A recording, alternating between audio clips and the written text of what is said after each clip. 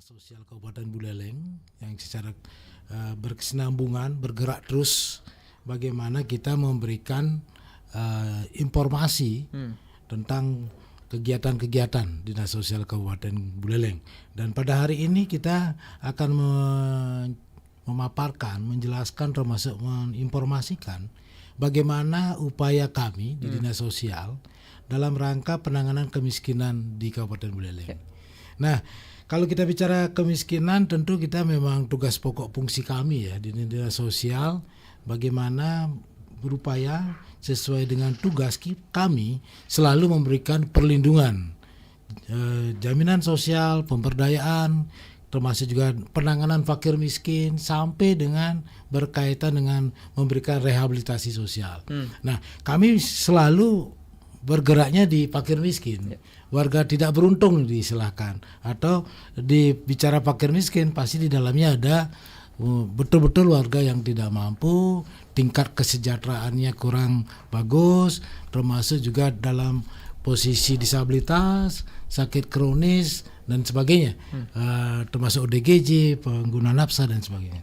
Nah, kalau kita bicara kriteria kemiskinan, tentu kami bisa paparkan sedikit dari beberapa kriteria yang ada, karena dari kementerian itu ada 11 kriteria, cukup banyak juga, sehingga kami mencoba beberapa saja yang berkaitan dengan fakir miskin, yaitu bagaimana masih dalam posisi tempat tinggalnya.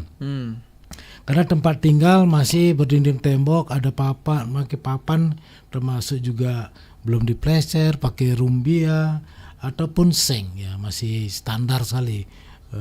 Tidak memiliki jamban. Nah, jamban ini agak sangat mendesak sebenarnya.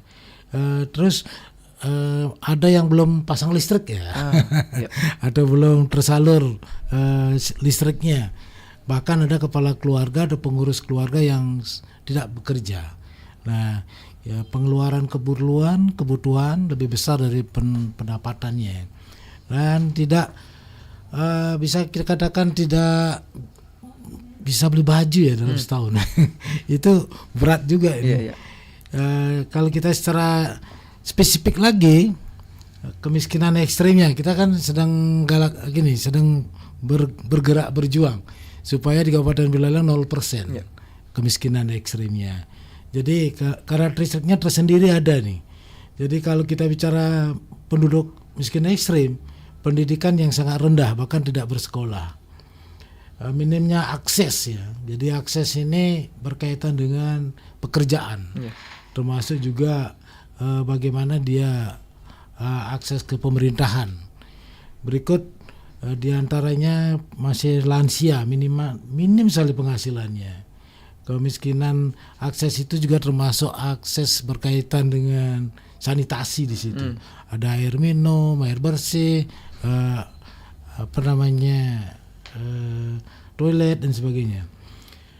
Yang paling ini rumahnya yang betul-betul tidak layak huni. Jadi seperti tadi masih tanah dan sebagainya. Sehingga disinilah pendapatannya. Pendapatannya hanya berapa, 10.000 ketentuan gininya, masih kategori ekstrim ya. Jadi 10.000 per hari. Pak ya? Per hari. Jadi sangat kecil ukuran gininya secara umum. Jadi sangat tinggi pengeluarannya. Nah, untuk Kabupaten Buleleng kita posisi sekarang udah luar biasa dengan mengadakan verifikasi validasi data yang sudah ada di Kabupaten Buleleng. Yang sebelumnya ada 10.132 keluarga. Jadi kami diberikan kesempatan, diberikan kepercayaan sama Bapak Penjabat Bupati Buleleng untuk mengecek tingkat kelayakannya sesuai enggak dengan kriteria. Nah, disinilah kami sudah membantu pimpinan sehingga ke posisi 348 keluarga, terus turun sehingga kita betul-betul masuk kriteria hanya 348 di Kabupaten Buleleng. Dari 10.000 tadi Pak ya? Dari 10.132. Yang sebelumnya adalah 5.314. Kita turun lagi ternyata hanya 348. Nah, dari 348 ini arahan Bapak PJ Bupati bagaimana kita masing-masing OPD mengeksekusi program yang sesuai dengan masing-masing OPD, sehingga nanti terpenuhilah apa yang menjadi persyaratan agar mereka itu keluar dari posisi miskin ekstrim. Nah, jadi masing-masing OPD kita bergerak. Salah satunya kami di Dinas Sosial, tentu berdasarkan by name by address yang kita miliki di Kabupaten Buleleng, dari 348 keluarga ada 1.551 jiwa. Itu tadi kan kakak dia, keluarga. Sekarang 1.551 jiwa ternyata. Kita langsung eksekusi pertama adalah yang berkaitan dengan ke DTKS dulu. Data terpadu kesejahteraan sosial. Karena di situ gerbangnya data untuk memudahkan nanti tepatnya dia eksekusi program bantuan apa. Jadi setelah kita mantapkan semuanya masuk DTKS dulu.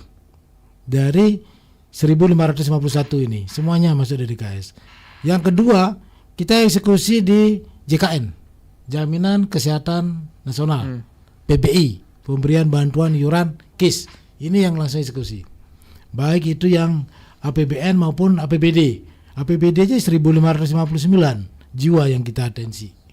Intervensi program lagi ada program Keluarga Harapan, PKH. Lanjut kita intervensi BPMT. Jadi bantuan khusus pemerintah non tunai sembakonya di situ. Sementara yang belum kita segera ajukan. Ini ke Kementerian Sosial karena ini program pusat ini. Nah, dari proses ini kita udah mengajukan ke kementerian itu sekitar 152 keluarga jiwa yang kita langsung eksekusi untuk kita ajukan. Nah, sementara untuk kita di Kabupaten Buleleng, setelah kita berikan intervensi program PBI, PKH, BPMT, kebijakan pejabat Bupati Buleleng adalah memberikan bantuan sosial uang. Karena pendapatan di situ. Jadi arahan pejabat Bupati Buleleng, kurangi pengeluarannya, berikan bantuan. Itu untuk menyelesaikan. Nah, salah satunya kurangi pengeluarannya dengan bantuan. PKH, BPMT, kesehatannya. Berikan bantuan, pendapatannya kita tambah. Caranya adalah memberikan bantuan sosial uang. Nah, ini sudah dilakukan dari tahun 2023. Sekarang udah di tahun 2024 pun kita udah siapkan bantuan sosial uang dari bulan Januari nanti sampai dengan Desember 2024. Memberikan bantuan sosial uang berupa tunainya 450.000 per bulan. Per keluarga. Nah, kalau kita bicara 450.000 dengan pendapatan mereka keseharian, kami yakin sudah mulai terpenuhi kriteria tadi, keluar dari ekstrim. Nah, ditambah lagi dengan PKH, BPMT, nah bantuan berupa sembako, nah itu mengurangi. Ditambah lagi dengan program-program dari OPD yang lain. Di situ OPD yang lain seperti bantuan bedah rumah, nah itu modelnya dari Dinas Perkinta. Nah, ada juga yang dari dinas yang lain berupa MCK dan sebagainya. Nah, kami di Dinas Sosial inilah yang pasti mereka terpenuhi apa yang menjadi kriteria. Sehingga di tahun 2024 ini sebenarnya untuk kemiskinan ekstrim 348 keluarga dan 1.551 jiwa ini sudah terpenuhi Pak, ya? Kriteria ini. Sehingga kami sudah mulai terus mengadakan verifikasi lagi, validasi lagi, cek lagi. Nah, karena tentu dalam perjalanan mudah-mudahan ada peningkatan setelah diberikan bantuan, dikurangi pengeluaran, mudah-mudahan semakin bagus ekonominya. Nah, hasil dari kegiatan verifikasi dan validasi, maka kita bergeraknya tidak kemiskinan ekstrim juga, yaitu warga masyarakat kategori fakir miskin khususnya di disabilitas. Kalau kita bicara disabilitas, di Buleleng itu ada 6.015 jiwa penyandang disabilitas. Nah, di sini Bapak penjabat bupati sangat perhatian di situ. Coba dicek apakah mereka itu sudah dapat bantuan apa belum. Nah, kami turun ternyata ada yang kategori tercecer. Tercecer maksudnya, dari 6.015 ini ada sekitar 1.551 jiwa disabilitas. Masuk dia di DTKS, data terpadu kesejahteraan sosial, tapi non program. Nggak dapat PKH, nggak dapat BPMT, hanya jaminan kesehatan saja. Disinilah Pak penjabat bupati bergerak kembali untuk bisa meringankan beban mereka melalui BSU juga, bantuan sosial uang. Dari tahun 2023, 8 bulan kemarin udah bergerak. Sekarang juga dipersiapkan untuk 8 bulan ke depan lagi. Nah, disinilah. Jadi kita tidak hanya bergerak di kemiskinan ekstrim saja, kita sudah bergerak kepada warga fakir miskin, khususnya disabilitas. Karena rata-rata kalau bicara disabilitas, pada intinya dia untuk bisa memenuhi kebutuhan dasarnya agak susah, agak susah. Karena berbagai macam disabilitasnya. Jadi di sini kita lihat ternyata ada yang tercecer. Perlu kita segera berikan program bantuan. Nah, pergerakan kemarin juga tidak hanya sebatas itu. Kita juga mendorong ke Kementerian Sosial berupa RST. Jadi rumah sejahtera terpadu bagi yang betul-betul warga fakir miskin. Dan itu berupa bantuan rumah, Pak? Bantuan berupa rumah. Nah, sekarang kami berkolaborasi lagi mendapat dukungan penuh dari pemerintah Provinsi Bali. Yaitu istilahnya Bapak penjabat gubernur itu ngerumbe ya. Kerjasama untuk meringankan beban warga. Berupa bantuan RST juga. Jadi di Kabupaten Buleleng sudah sekitar 10 rumah sudah dibantu. Itu betul-betul warga disabilitas, warga tidak mampu, atau yang kategori tercecer lah. Nah, inilah kegiatan-kegiatan yang masih terus kami kawal, kita bergerak terus. Karena bicara fakir miskin, bicara warga tidak mampu, itu sangat dinamis. Jadi bisa jadi mungkin bulan ini posisinya bagus ekonomi, namun tiba-tiba ke depannya tidak ada yang menjamin. Karena bicara dinamis itu mungkin karena sakit, mungkin dia karena berusaha tiba-tiba hasilnya bangkrut dan sebagainya. Itulah yang kita intervensi. Apalagi kalau ngomong disabilitas. Nah, disabilitas itu tidak hanya dari lahir dia sudah tuna, bukan. Dalam proses perjalanan kehidupan itu bisa menjadi disabilitas.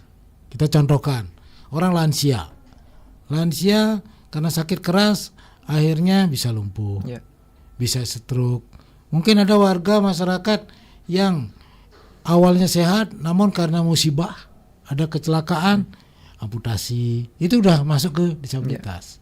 Disinilah dinamisnya, sehingga kita bekerja sama dengan semua pihak dari pemerintah desa, kelurahan, termasuk juga SDM kementerian, ada pendamping PKH, ada TKSK, tenaga kerja sosial kecamatan, ada pilar-pilar sosial, sampai Karang Taruna kita ajak bekerja sama untuk bisa mengetahui perkembangan warga masyarakat di sekitarnya, sehingga kita bisa betul-betul mengetahui data yang valid. Harapannya jelas adalah program itu tepat sasaran. Ya. Baik, luar biasa. Terima kasih penyampaian siang hari ini Pak Putu.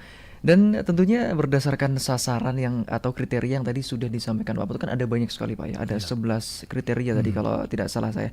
Kemudian yang paling banyak ditemukan ketika survei di lapangan kepada masyarakat ini kriteria seperti apa yang mungkin bisa disampaikan dan kemudian menjadi sasaran penerima bantuan ini Pak Putu? Jadi kalau kita bicara realnya di lapangan, memang masih didominan juga posisi kondisi belum dapat program, karena akhirnya berdampak pendapatannya masih rendah, sehingga tidak bisa dia memenuhi kebutuhan dasar. Jadi karena pendapatan kecil, hidup seadanya jadinya, kebutuhan dasar, hanya cukup makan dan sebagainya. Disitulah kita intervensi program. Yang kedua, masih banyaknya kemenuhan kebutuhan berupa rumah, sehingga di Kabupaten Buleleng dari 348 di intervensi program bedah rumah hampir 283. Kan cukup tinggi itu. Iya, iya. Berarti banyak rumah yang tidak layak, Tidak layak. di posisi kemiskinan ekstrim. Berikut juga MCK-nya. Nah, disinilah OPD dari Dinas Perkimta maupun PU di situ intervensinya. Kalau kami jelas adalah berkaitan dengan kebutuhan yang berkaitan dengan intinya bagaimana bisa memenuhi kebutuhan dasar pendidikannya. Kalau masuk ke DTKS, anak-anaknya bisa bersekolah karena di situ ada program KIP ya, dari SD, SMP dan bisa kuliah dari anggaran itu. Nah, kalau kesehatan mungkin nggak terlalu gini karena kita bisa intervensi langsung. Jadi kalau bicara kesehatan, kalau di Kabupaten Buleleng masih normatif lah dia. Ya.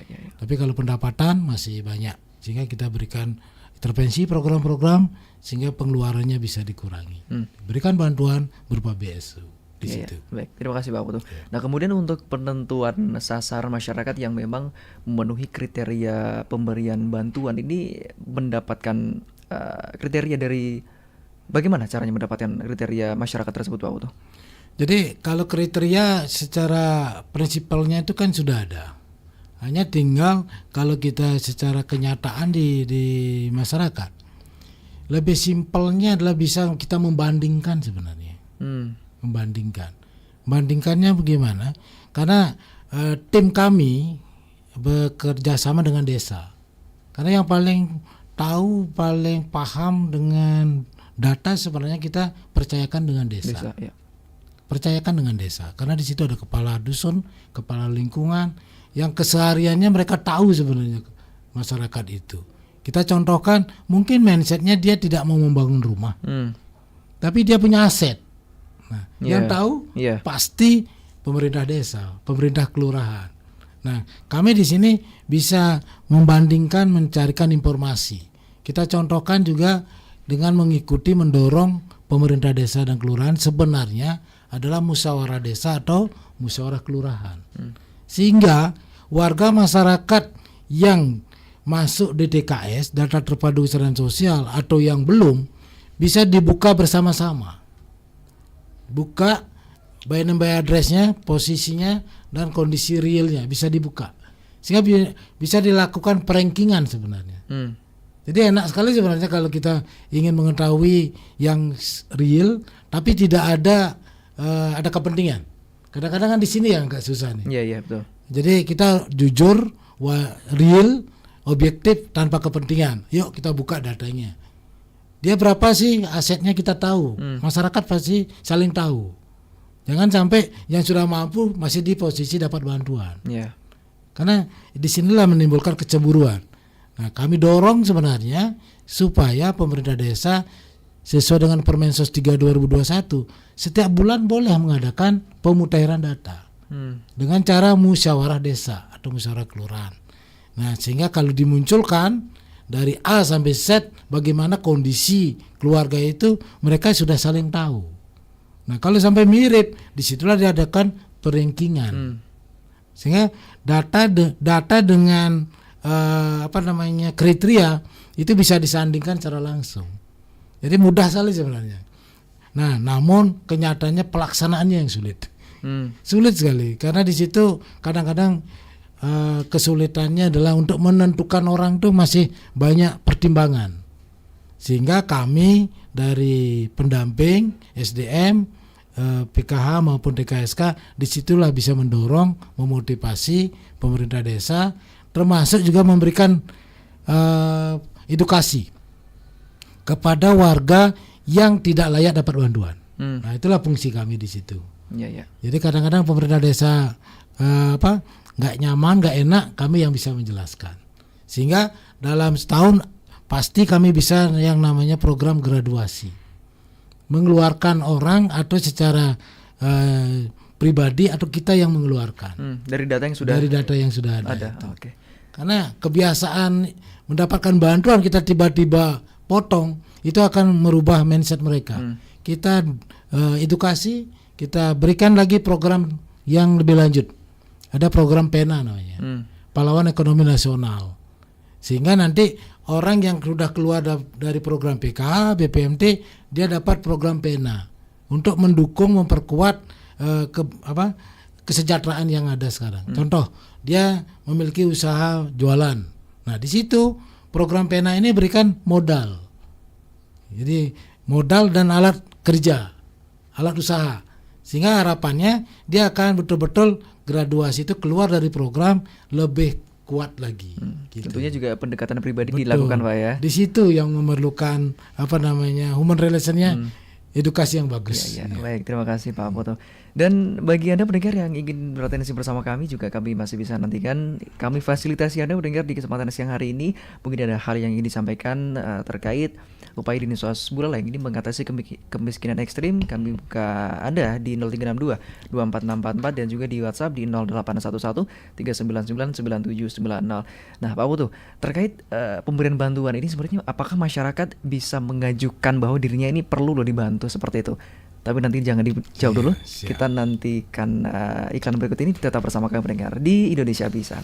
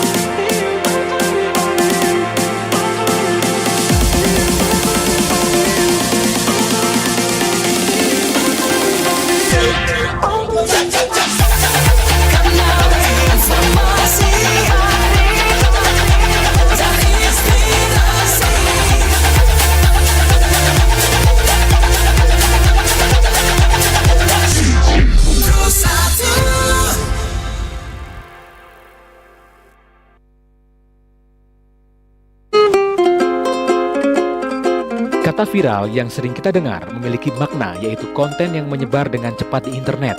Biasanya konten viral menarik perhatian karena sifatnya yang unik, lucu, mengharukan, kontroversial, atau memiliki elemen yang memicu emosi atau kejutan.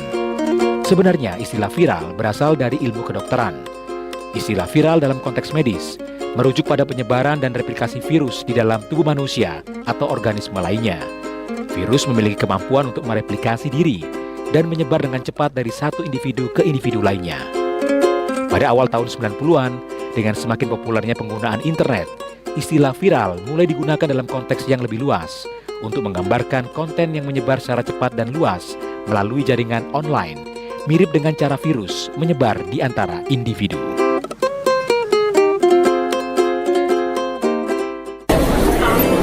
Selamat pagi. Pagi, Bu. Anak-anak, sudah baca LKS halaman 20 kan? Ibu akan adakan kuis. Ketut Dame, apa itu teks eksposisi? Teks yang berisi gagasan atau pendapat yang bertujuan agar orang lain memahami gagasan atau pendapat tersebut, Bu. Bagus. Sekarang Komang Agus, sebutkan struktur dari teks eksposisi. Apa ya? Nggak tahu, Bu. Oke, yang lain, silahkan. Ada yang bisa? Saya boleh, Bu. Ya, silahkan Ketut lagi. Pernyataan pendapat atau tesis, argumentasi, dan penegasan ulang.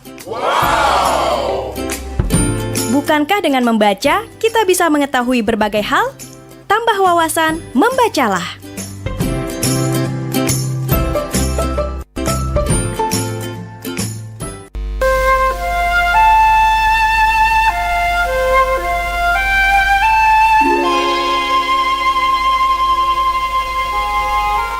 Aku dan pahlawanku. Indonesia punya banyak pahlawan. Ada Ibu Kartini, ada Bung Karno, ada Gusti Ngurah Rai, dan lainnya. Tapi semua bisa jadi pahlawan. Ibu bapak guru pahlawan, tukang sampah juga pahlawan. Bagiku, ibu dan bapakku pahlawan yang paling hebat. Terima kasih pahlawanku semua.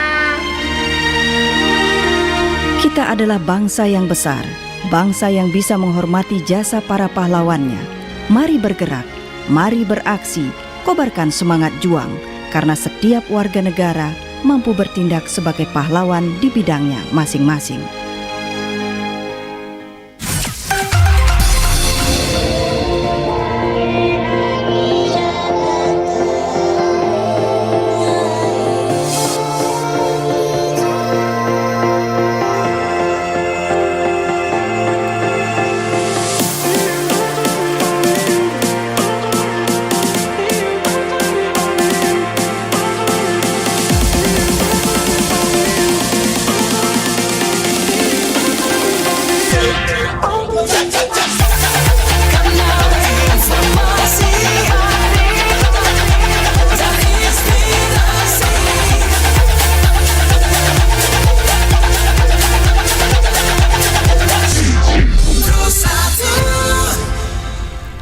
Masih bersama kami mendengar di Indonesia Bisa di siang hari ini dalam pembahasan topik yaitu upaya Dinsos dalam penanganan kemiskinan ekstrim di Kabupaten Buleleng. Masih bersama narasumber Bapak Ibu Karyaman Putra SOSMM, Kepala Dinas Sosial Kabupaten Buleleng. Bagi Anda pendengar yang ingin bersama kami tadi sudah sempat berdering, bisa kembali beratensi di 0362 24644 atau juga di WhatsApp di 0811 399 9790. Baik, sebelum tadi menjawab pertanyaan saya nih Pak Putu, kita sapa pendengar dulu boleh ya? Boleh. Di 24644. Silahkan pendengar, selamat siang RRI. Halo. Selamat siang. Selamat siang. Selamat siang. Iya, baik. Silakan Bapak, mungkin volume radionya bisa dikecilkan terlebih dahulu supaya tidak storing suaranya nggih. Storing. Nggih, storing. Masa storing? Iya, dengan Bapak siapa di mana? Mohon maaf. Pak, tanya tahu tak? Ustaz Sasu, Pak Jero. Ya.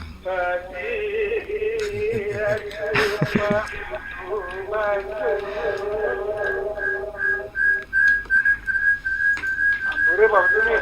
Nggih. Misalnya aji Pak Butuh ku di biana nge-temel gitu aja kan oi. Pak Butuh kesambilan Ya. aturan ya. Nggih. Nggih. Api ini aji Henry. Belum apa aja penang. Pak Butuh, Nggih. anak iseng bang manutur doh kan. Oh, nggih. Sebenarnya akan melalui ke foto mati ini dia boleh. Kantor Nggih. dan dia ngebel malu. Ada nih sedang ibu sana. Siap. Iya, silakan Bapak pertanyaan. Nggih. Aman nih kemana Pak Betul nih? Nggih. Sukses semua, terima kasih banyak Bapak di RRI ini. Om Santi Om. Baik, santai. Ya, terima kasih ya. Ingin menyapa Pak Putu saja ternyata ya.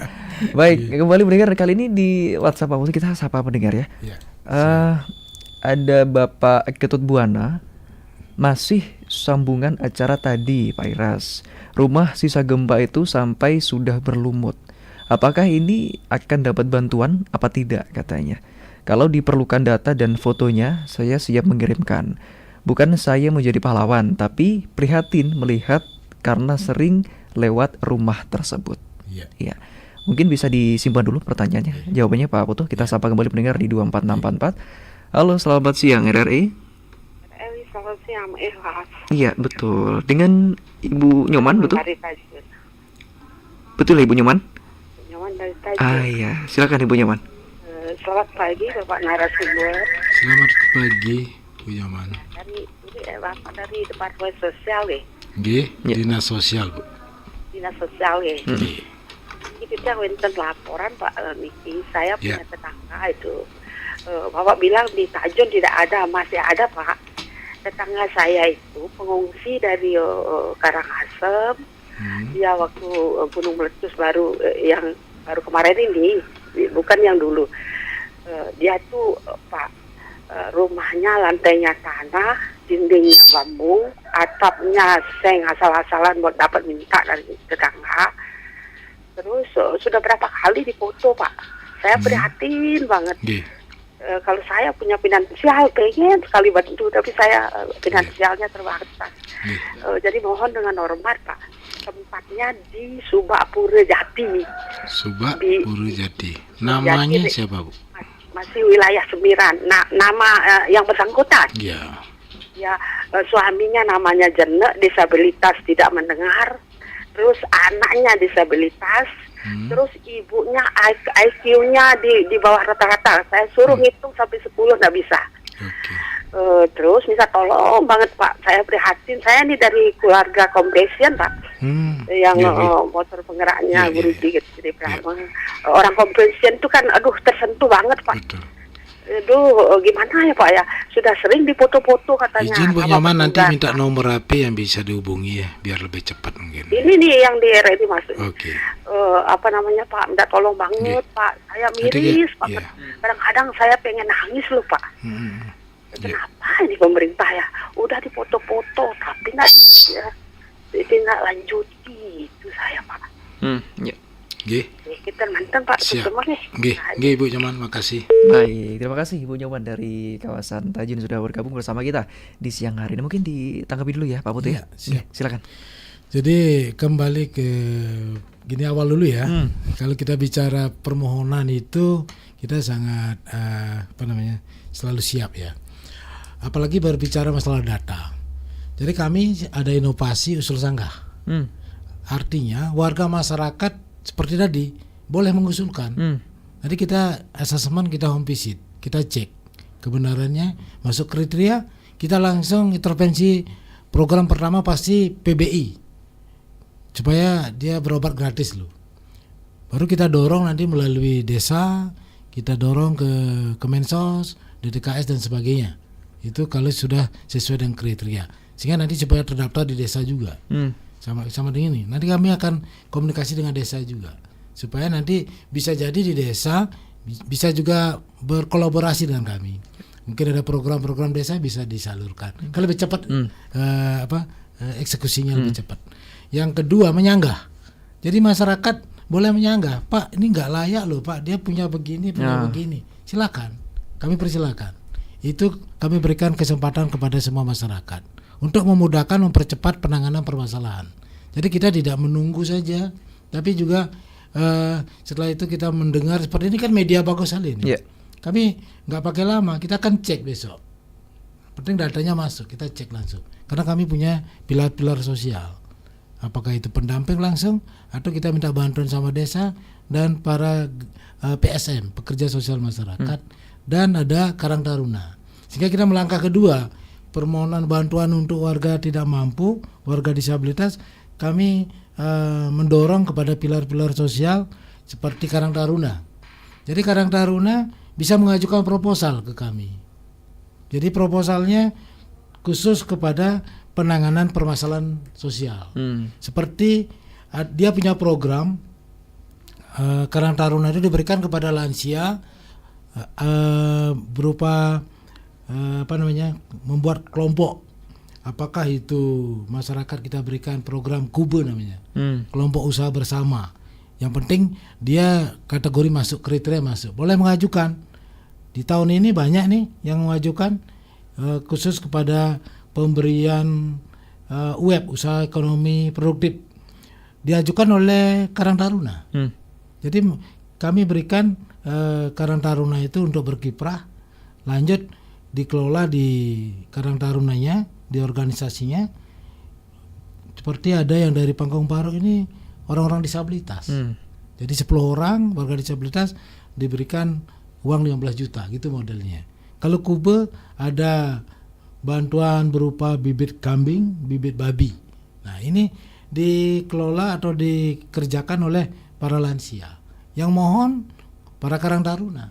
Nah, sehingga kami permohon bantuan itu bisa secara langsung oleh warga masyarakat, bisa juga langsung oleh kelompok. Sehingga kami intervensi program sesuai dengan program mereka. Karang Taruna kan sangat-sangat kreatif dia. Jadi kita dorong ke Karang Taruna Kabupaten Buleleng, yuk lihat warga di situ yang belum terdata atau yang mau diintervensi program. Itulah kolaborasi kami. Nah, itu yang berkaitan dengan bantuan. Jadi kami sangat berterima kasih kalau ada yang mengusulkan, termasuk juga yang menyanggah. Yang menyanggah itu kan kadang-kadang malu dia secara di Musdes, tapi melalui kami bisa. Tapi selama ini sudah ada yang menyanggah, Pak? Banyak yang menyanggah. Apalagi pas bantuan turun, dilihat kondisinya, Pak, masa orangnya gini aja nih? Dia punya aset, punya tanah, punya rumah bagus dan sebagainya. Itulah kita terus adakan verifikasi dan validasi. Sehingga DTKS kita yang dari 353.000 sekarang udah menurun ke 193.000. Itu banyak sekali hasil dari verifali ini, termasuk yang menyanggah seperti itu. Nah, ini menarik nih Pak Ketut Buana dengan Pak Nyoman, Ibu Nyoman ya dari Tajun. Jadi kalau nanti bisa kami minta data, kami akan, ini sangat berat nih, memprihatinkan. Ini yang kami sangat mendorong masyarakat. supaya kita bisa memberikan informasi yang tepat. Sejauh mana? Tadi dibilang kan dipoto-foto saja. Iya. Kita kan nggak tahu siapa yang foto. Kan itu Juga makanya. datanya juga nggak nyampe di Belum Dinsos Pak ya. nyampe, belum nyampe. Kalau dari Tajun ada dari Tajun tapi bukan ini kayaknya. Karena kami dapat turun ke Tajun. Jadi itu ada warga yang tertimpa pohon. Kita udah turun. Memang sangat prihatin. Hanya permasalahannya kalau kita bantu rumah itu wajib tidak bermasalah di tempat yang bangun. Jadi artinya tanah yang akan dibangun itu kalau bisa sih hak milik kalau bisa. Tapi kalau tidak ada pernyataan keterangan dari desa bahwa tidak keberatan pemilik tanah untuk membangun di tanah itu. Kan tidak mungkin orang nggak mampu, orang miskin punya tanah, kan iya. ya kan kita real saja lah. Sehingga kita dorong supaya ada komunikasi dengan pemerintah desa atau si pemilik tanah membuat pernyataan tidak keberatan tanah ini nanti diberikan program bantuan rumah. Kan enak jadinya. Jangan sampai setelah rumah kita dari pemerintah udah berikan bantuan rumah, totalnya keberatan yang punya tanah. Kan kasihan juga. Programnya kasihan, warga tidak terpenuhi. Jadi Pak Ketut Buana dengan Bu Nyoman kami akan intervensi ya program ini. Ya, kita baik. akan kunjungi asesmen home visit secepatnya. Terima kasih Pak Putu. Ya. Nah mungkin dari Pak Ketut Buana tadi dari hal yang disampaikan dan juga Ibu Nyoman, kemana ini masyarakat yang mungkin memang ingin menyampaikan datanya Pak Putu? Ya, jadi kalau bicara Genden, ini kan udah ada enak nih, karena kami udah tahu si pemberi info ya, kami tinggal komunikasi turun.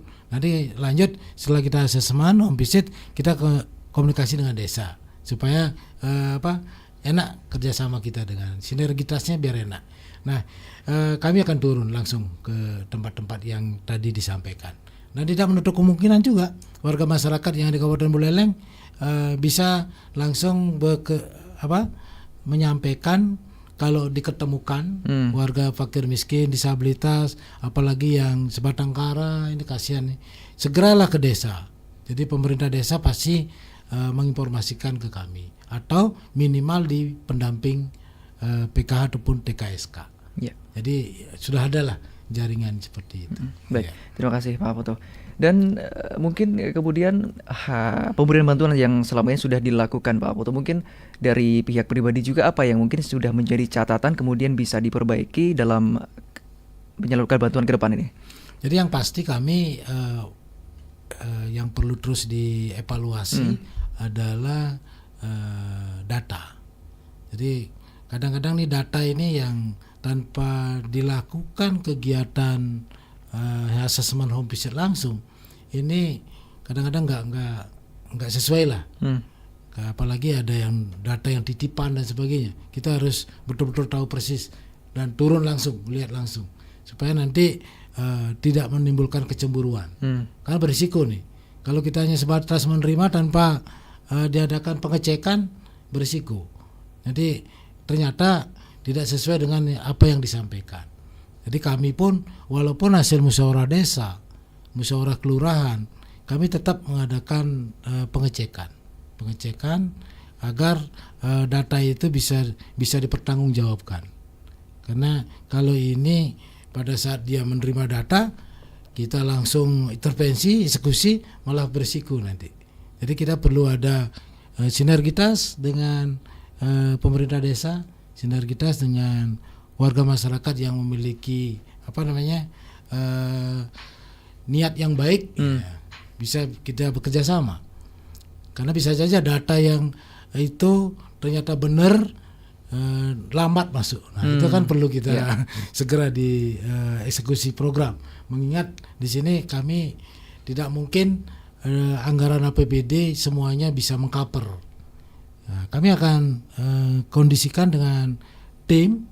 Maksud kami dengan internal Dinsos, ada para kabid, sekretaris, pejabat fungsional, kita untuk bersama-sama gimana cara mengeksekusi suatu laporan supaya nanti betul-betul dia asas manfaatnya betul-betul meningkatkan kesejahteraan warga yang kita bantu. Ya. Nah kemudian terkait tadi ada disampaikan disinggung sedikit terkait sanggahan ya Pak Woto, yang disampaikan masyarakat bahwa ini masyarakat yang sebenarnya tidak layak ini diberikan bantuan. Itu sebenarnya awalnya dari apa nih? dia bisa menjadikan sasaran penerima bantuan Pak Putu? Jadi kita bicara proses kehidupan kan dinamis. Mungkin saja sebelumnya dia waktu diajukan sehingga dia dapat bantuan program Memenuhi kriteria. Nah, mungkin ada proses anaknya ada berkembang atau dia sendiri berusaha sehingga menghasilkan dan memiliki aset. Nah, inilah kehidupan kan kita tidak tahu. Disitulah semestinya dia pertama desa harus tanggap untuk pada saat musyawarah desa itu bisa di-exitkan, dikeluarkan dari program. Itu yang pertama. Kedua, secara mandiri, sukarela dia keluar dari program. Itulah graduasi. Itu sebenarnya kadang-kadang keenaan bantuan itu dianggap hak itu loh. Kan susah jadinya. Sudah biasa dapat bantuan nih, nyaman juga dapat bantuan nih. Berarti tidak membiarkan dirinya terus-menerus mendapatkan bantuan Pak ya. Itu sebenarnya kita dorong mereka secara sukarela seperti itu. Baik. Caranya simpel. Kalau dia masih juga nggak mau, kita tinggal komunikasi dengan desa. Karena di situ kan ada operator desa, supaya bisa mengexitkan, mengeluarkan, karena tidak layak. Nah, yang hebatnya sekarang kan di Kementerian Sosial, di pusat data informasi Kementerian Sosial, pusdata itu yang semua DTKS, semua penerima program sudah berbasis NIK sekarang. Jadi kalau berbasis NIK itu bisa diketahui dari Pusdatin Kementerian Sosial. Jadi kadang-kadang di situ ada perubahan aset itu diketahui. Sehingga di tahun ini banyak juga yang dikeluarkan oleh pusat data tanpa kami mengusulkan. Jadi kadang-kadang juga benar, kadang-kadang juga tidak. Namanya berbasis NIK seperti itu. Ya, baik, terima kasih tambahnya Pak Putu. Nah, kali ini ada pertanyaan tambahan dari Pak Ketut Buana tadi, Pak Putu. Untuk data ini akan saya bawa kemana katanya Pak Putu? Langsung ke dinas atau kemana dulu? Tolong diyakinkan. Silakan Pak Putu. Kalau Pak Ketut Buana, karena kita ketemunya di sini bisa langsung ke dinas sosial, bisa. Tapi sebaiknya sih ke desa juga kan dia, supaya nanti desa juga tahu. Mungkin nanti Pak Ketut Buana tidak menemukan 1-2 orang ini saja. Mungkin yang lain pun bisa dibantu kami untuk bisa mempercepat akses percepat pelayanan. Jangan sampai viral dulu baru masuk ke kami kan, susah nih. Jadi sama dengan kebakaran jenggot ya. Jadi sudah ada musibah, sudah berat baru kita turun. Tapi seperti Pak Ketut Buana, Bu Nyoman inilah yang kita harapkan. Sehingga kita secara cepat kita memberikan intervensi program. Iya, baik, terima kasih. Dan pemirsa dan juga pendengar Pro 1 RRI Singaraja, karena waktu kita juga semakin merapat ke pukul 11.55 waktu Indonesia Tengah di kesempatan siang hari ini. Mungkin terakhir saya ingin minta closing statement dari Pak Putu Karyawan Putra siang hari ini terkait upaya Dinsos ini dalam penanganan kemiskinan ekstrim di Kabupaten Buleleng, intisari yang ingin disampaikan. Silakan Pak Putu. Ya. Jadi kami dari Dinas Sosial Kabupaten Buleleng dalam rangka penanganan kemiskinan secara umum dan ekstrim adalah betul-betul melaksanakan verifikasi, validasi data secara berkesinambungan. Sehingga program itu betul-betul nanti tepat sasaran, tidak menghindarkan atau ada kecemburuan sosial. Dan komitmen pemerintah daerah Kabupaten Buleleng, Bapak Bupati Buleleng adalah selalu bersama OPD betul-betul konsentrasi dalam rangka peningkatan kesejahteraan sosial di Kabupaten Buleleng dengan pengentasan kemiskinan, khususnya kemiskinan ekstrim. Dan terakhir, kami selalu minta bantuan kepada warga masyarakat untuk bisa bersinergi kolaborasi dengan pemerintah desa, pendamping kami dan dinas sosial untuk memberikan data yang valid sehingga kita bisa terus bersinergi dalam rangka kesejahteraan sosial di Kabupaten Buleleng. Itu kiranya yang bisa kami sampaikan. Terima kasih. Mohon maaf jika ada yang kurang berkenan. Kami akhiri dengan para mesanti. Om Santi Santi Santi Om. Wassalamualaikum warahmatullahi wabarakatuh. Salam sejahtera untuk kita semua. Dinsos hadir. Baik, terima kasih. Demikian mendengar Indonesia Bisa di kesempatan siang hari ini dalam pembahasan topik yaitu upaya Dinsos dalam penanganan kemiskinan ekstrim di Kabupaten Buleleng bersama narasumber Bapak Ibu Karyawan Putra Esos MM, Kepala Dinas Sosial Kabupaten Buleleng. Bagi Anda yang sudah bergabung di 24644 dan juga di WhatsApp Pro 1, kami ucapkan terima kasih banyak. Tetap bersama Pro 1.